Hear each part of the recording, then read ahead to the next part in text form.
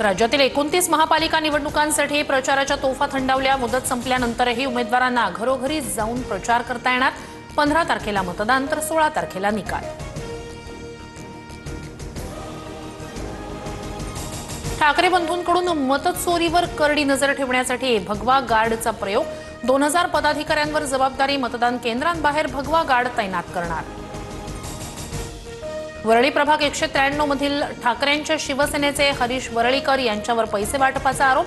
अपक्ष उमेदवार Suryakant कोळींकडून video viral, तर हरीश वरळीकर यांनी आरोप फेटाळले।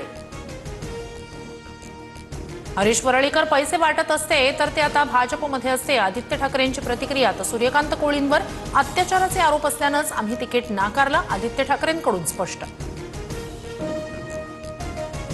नालासोपाऱ्यातून 10,09,000ची रोकड हाती। दुचाकीवरून पाकिट आणि प्लास्टिकच्या पिशव्यांमध्ये पैसे घेऊन जाताना रंगेहात पकडलं। दोघं पोलिसांच्या ताब्यात। डोंबिवलीत पैसे वाटपाच्या आरोपावरून भाजप आणि शिंदेंच्या शिवसेना कार्यकर्त्यांची हाणामारी। भाजप कार्यकर्त्यावर कोयत्यानं हल्ला झाल्याचा आरोप। आरोपींच्या अटकेसाठी भाजप पदाधिकाऱ्यांचा मूक मोर्चा।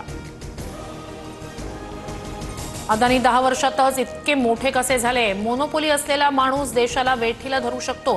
पुण्यात राज ठाकरेंचं वक्तव्य, तर महाराष्ट्रात गुंतवणूक करणाऱ्यांचं स्वागत करू, फडणवीसांचं उत्तर।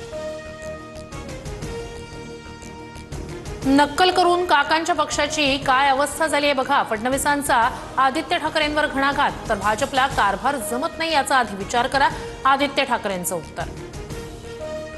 राज्यातील 12 जिल्हा परिषदा आणि 125 पंचायत समित्यांसाठी 5 फेब्रुवारीला मतदान तर 7 तारखेला निकाल। 50% आरक्षण मर्यादा ओलांडलेल्या स्थानिक स्वराज्य संस्थांमध्ये निवडणुका स्थगितच।